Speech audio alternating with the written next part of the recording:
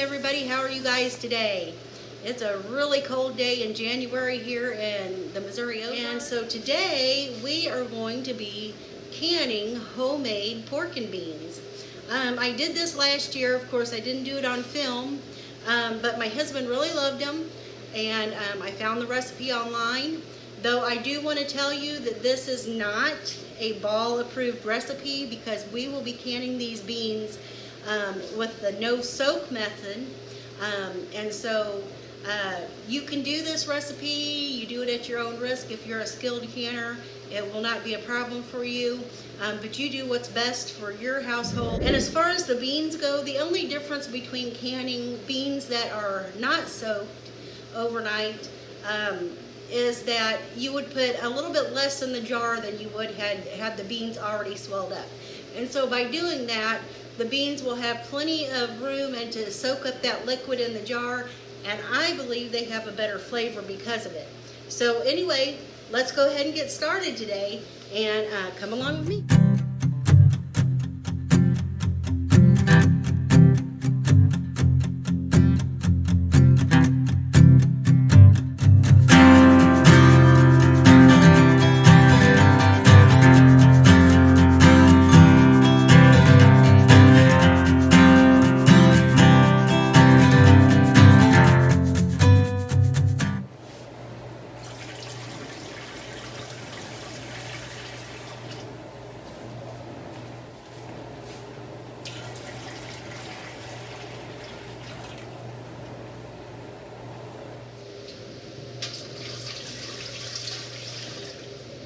Okay, so I have everything I need laid out on the counter here. I've got, first we're going to start with the sauce because it needs to be heated. We're going to have heated jars and hot water that these are going into.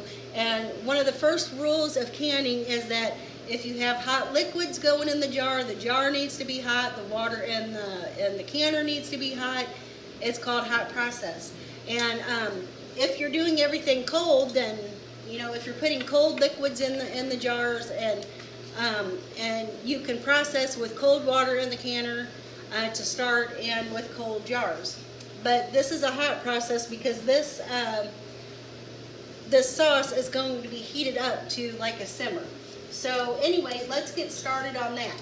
And first I'm going to need some tomato sauce, and I went ahead and bought a large 1 gallon size can, number 10 can, because I'm going to be canning chili beans here in the near future, so I'll need some of this for that. So stay tuned for the chili beans. I'm going to show those too. This is super easy. Let's get this jar open. Though you don't have to buy a 1 gallon size jar, can. If you are just doing, it's so hard for me to show you talking and putting the stuff in the pan because of the way the camera is, but you don't have to buy a gallon size can. If you're just doing one batch of pork and beans or whatever, you can buy the smaller cans of tomato sauce, and that's just fine. So let me get rid of this here and clean my hands off. Okay. So I'm going to need, my canner will hold 10 pint-sized jars, and we're canning these in pint-sized jars. That's the size we like to use for pork and beans. We add pork and beans to a lot of things we do. We add it to chili, our chili. I have a 3-bean chili recipe that I use, and I believe there's a video on this channel with that recipe, so you can follow that if you want to take a look at that. But we put pork and beans in our chili, and then we make a dinner that we call tomfoolery, and one of these days I plan to have that on the channel as well, so keep an eye out for that later on. But anyway, so we're going to start out. I've got 10 jars that will fit in my canner, and we'll need probably approximately a little over 1/2 to 3/4 of a cup of the tomato sauce to go in each jar. So I'm going to put about 7 to 8 cups.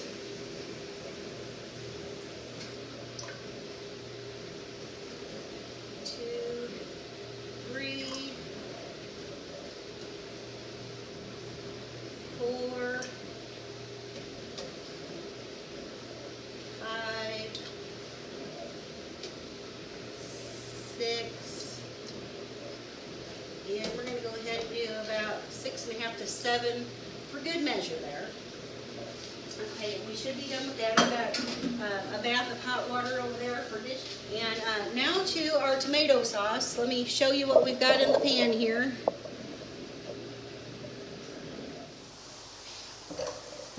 Okay, to our pan I'm going to add a tablespoon of yellow mustard. Maybe a heaping tablespoon. Okay, and the recipe then calls for 2 teaspoons of onion powder. And this is a new container of onion powder, so it's going to take me a minute to open it up here.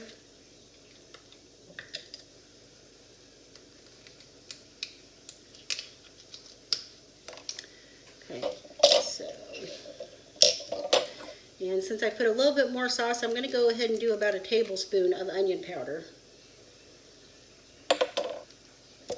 Okay, and then it's going to call for 3 tablespoons of honey. And this is organic honey from Walmart. This size jar wasn't too expensive, but since we're using so little of it, it will last me for a long time. I think it was about $4.50 for the container.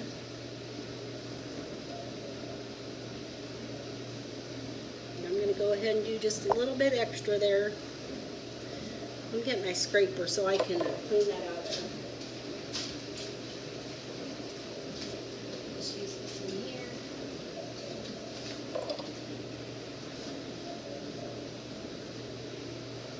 I like to get all the goodness in the pan.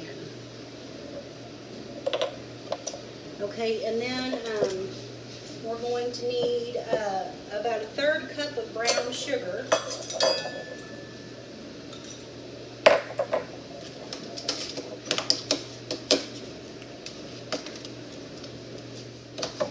Just about a packed 1/3 cup of brown sugar there. And then I'm just going to go ahead and stir that up. And we'll get this on the stove to heat up.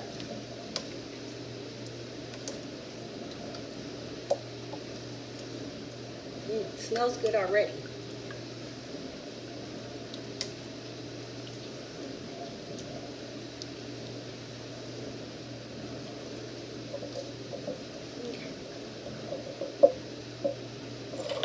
Okay, we're going to put this on the stove and get it to heating.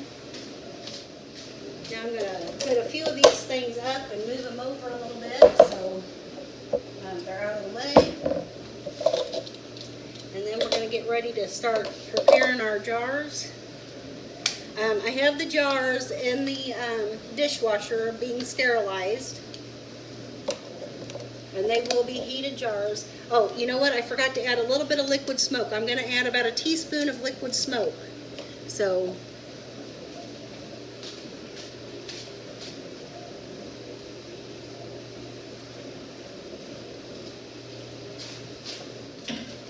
that will just give them a smoky flavor. So I'm going to go ahead and open this bacon up.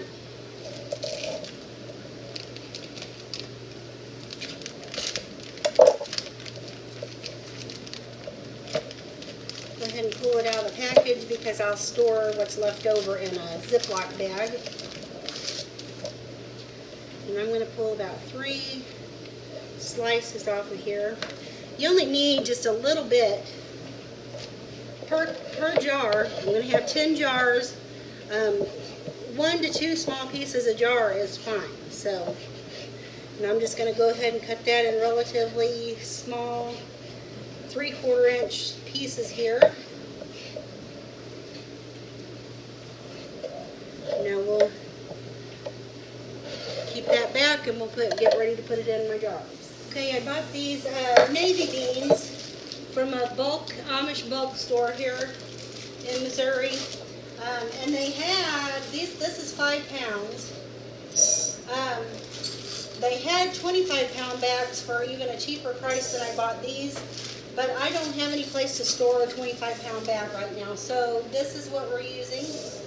And I'm going to go ahead and put a little over 10 about 5-6 cups of beans in here. And we're going to rinse them good, wash them good.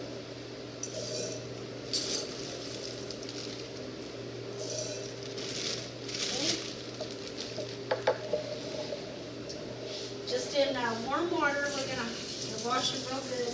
Just warm water here.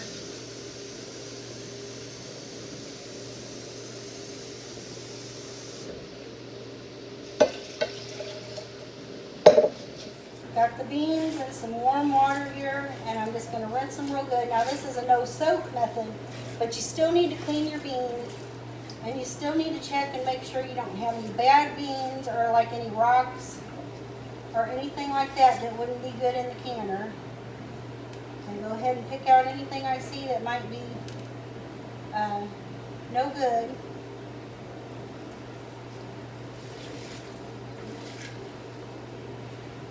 Then I'm going to get my calendar out, and we're going to drain these and rinse them.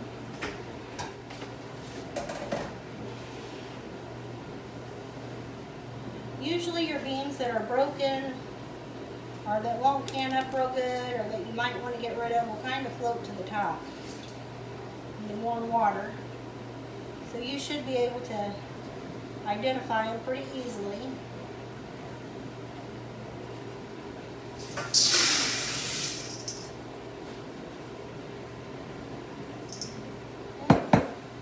I'm just going to rinse in warm water.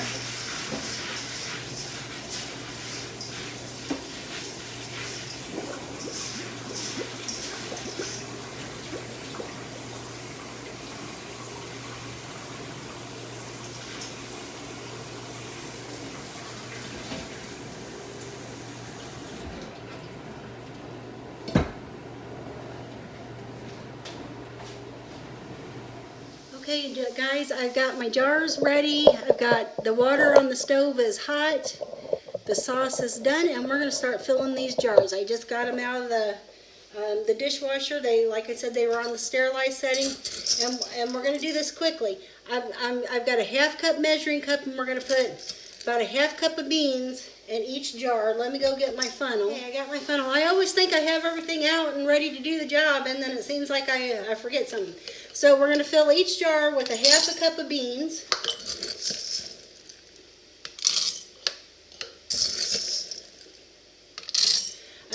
For quart-sized jars, you would fill it with 1 cup of beans, but for pint-sized jars, we'll do a ½ cup. Like I said, since this is no soak, we add less beans.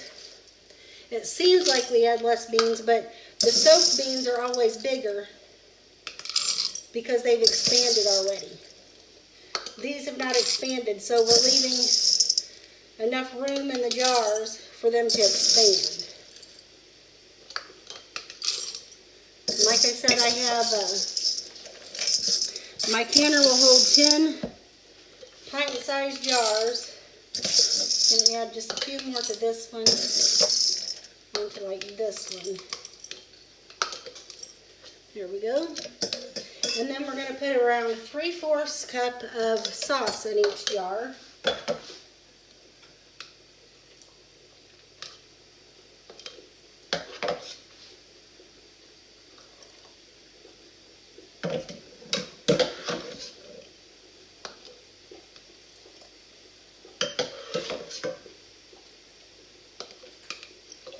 We're just going to spread all this sauce evenly amongst the jars. Take that out.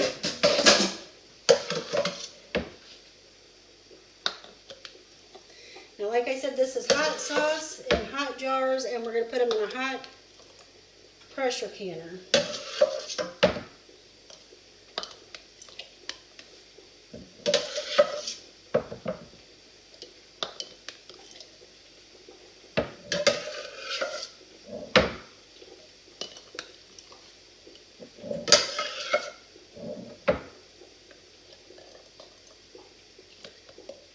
Put a little bit more in each one so we can use up all this sauce.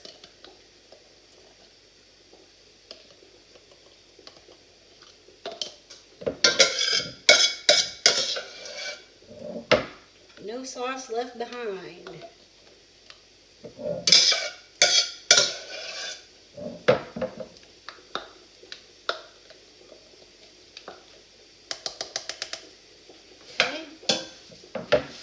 get rid of that. And then now to each one of these jars, I'm going to go ahead and add, got a little bit of chopped onion here. I'm going to add about a half teaspoon of that to each one of the jars here.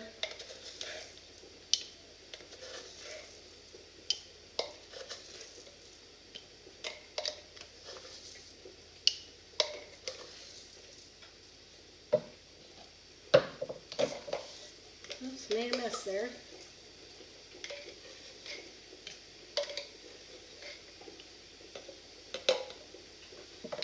Okay, and then I'm going to add a couple pieces of the bacon in each jar.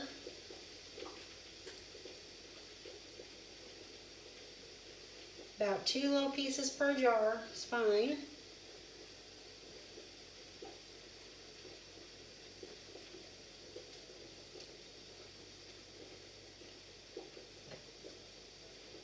Okay. Now I'm going to go get my hot water that I've got ready. Guys, now I just got a pot of hot water, and I used just a plain filter in my coffee pot and made hot water. This is hot enough to fill these jars, and I'm going to go to the 1 inch mark. We want to leave 1 inch of headspace when canning these beans. So I'm just going to fill each of these jars up to the 1 inch line.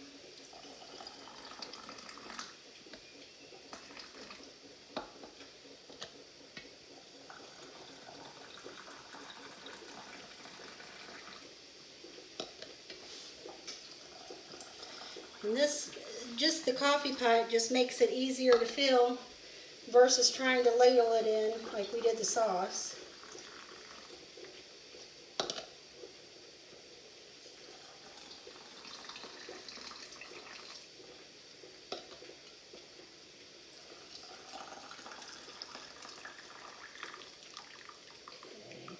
Gonna have to get a little bit more hot water. Okay, while we're waiting for that next thing of water to heat up so we can finish these jars off, I'm just gonna go ahead, and this is an important step. You do not want to skip it.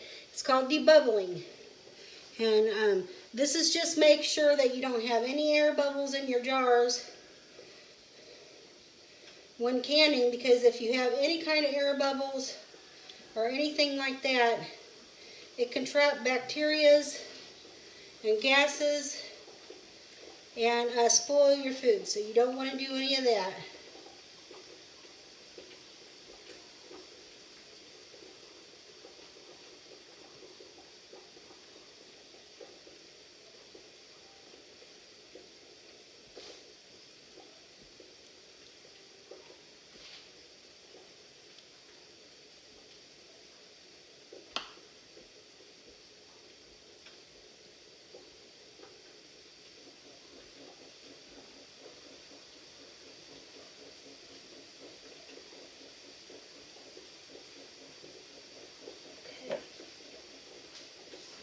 I got my little bit of hot water ready, so I'm going to just go ahead and fill this jar up and debubble that one. Now in the debubbling process, you might see that it takes your level of your liquid down in there, so you'll want to go ahead and bring it back up to your 1 inch mark.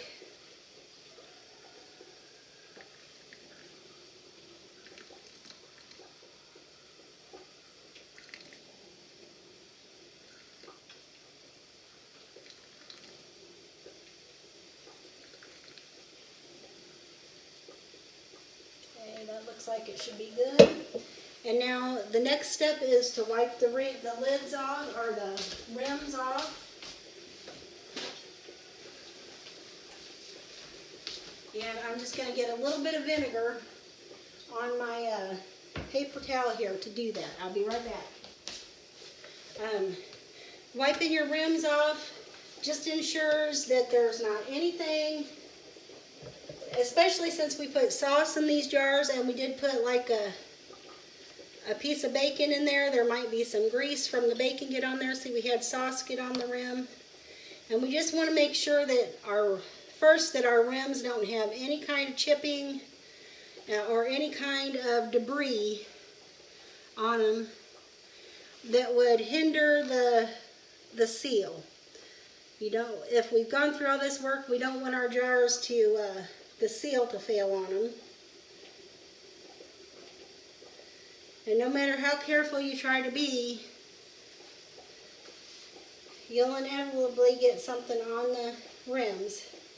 So it's just a good idea, and it's necessary to do this. So do not skip this step. Looks like this one here might need just a tad more water.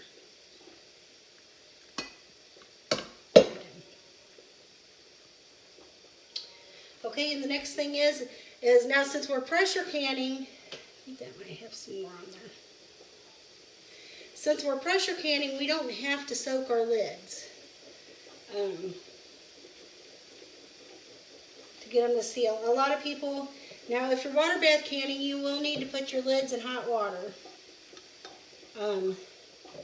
Ball recommends now that if for pressure canning, you can put just a fresh lid. You don't want to have a used lid on there, but they don't have to be heated or sterilized, because the pressure canning process will sterilize them, and it will also heat that compound in the lids up.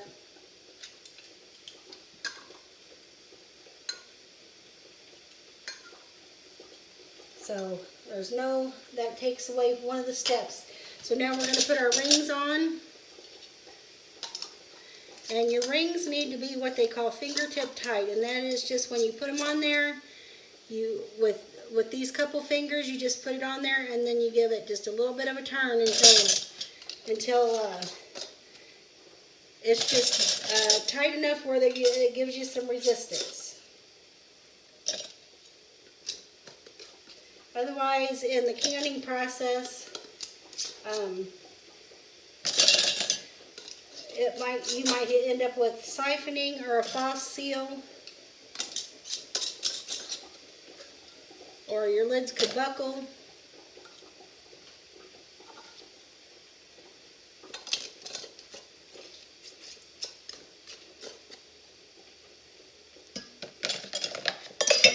And my rings have been washed, and they're ready to go too. The rings don't have to be really sterilized, but they have been washed with soapy water.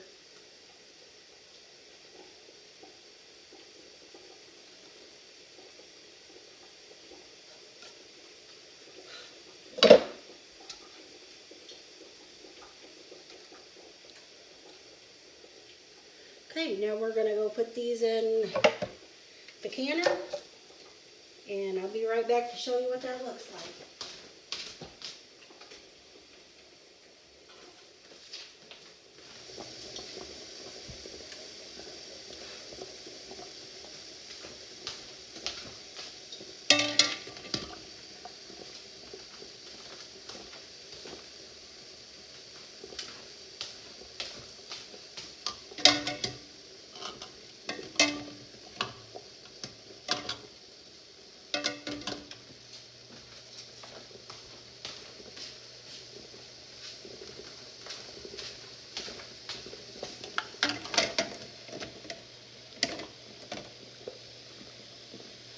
Okay, so I have my canner full there. This one holds 10 pints. Make sure that they all fit in there nicely. Okay, and I'm going to put the lid on. Okay, now, my canner's got, you may not be able to see it on here, but there's a little arrow on the handle right there. You can see it in the picture right here. And then there is also a little arrow on the lid right here that you line that up with. Now, I have checked my pitcock and my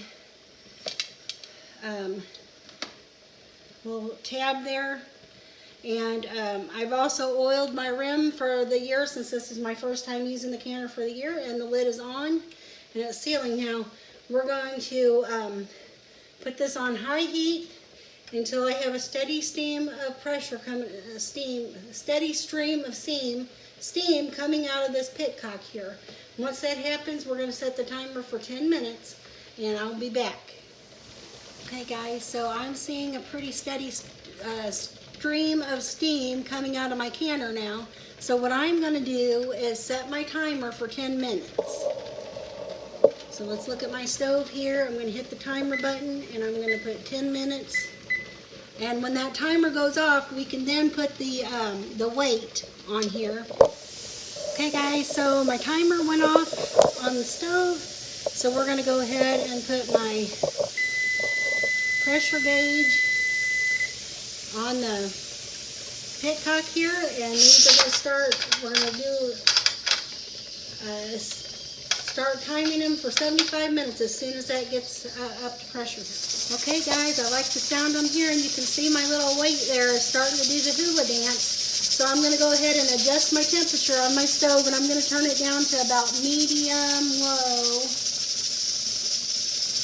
So I'm going to set my timer for 75 minutes. Well guys, we're about ready to finish with this canning session. The timer's about ready to go off, and then I'm going to tell you what we're going to do next.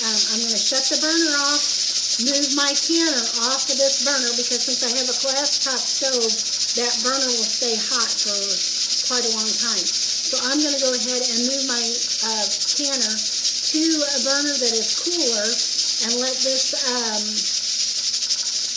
calm down and cool off for about 30 minutes until all the pressure is down. It's going to go off in about 15 seconds here, so we'll see what we're going to do.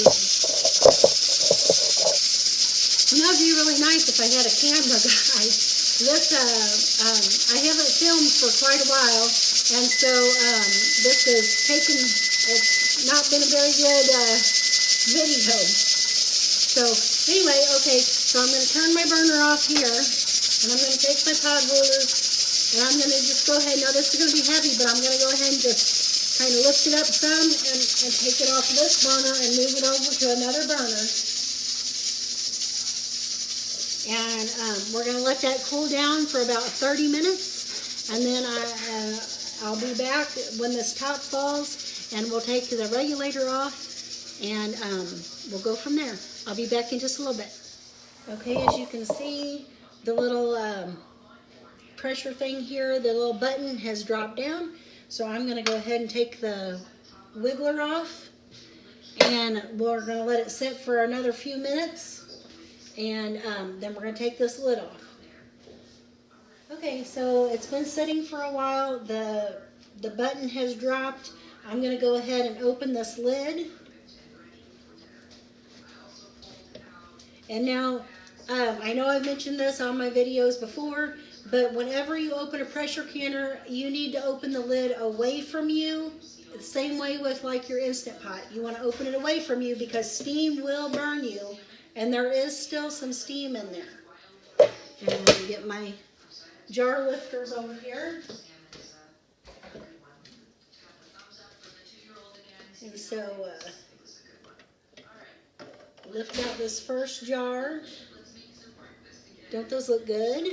You can still see the bubbles inside the jar, bubbling away.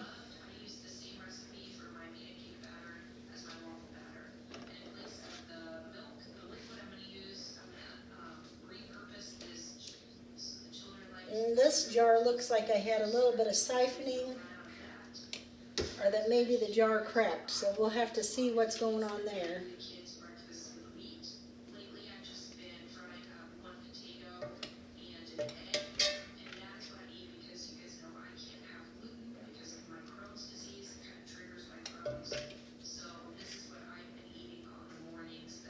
Now I did have a jar that looks like it might have siphoned a little bit, or looks like it's a little on the dry side there.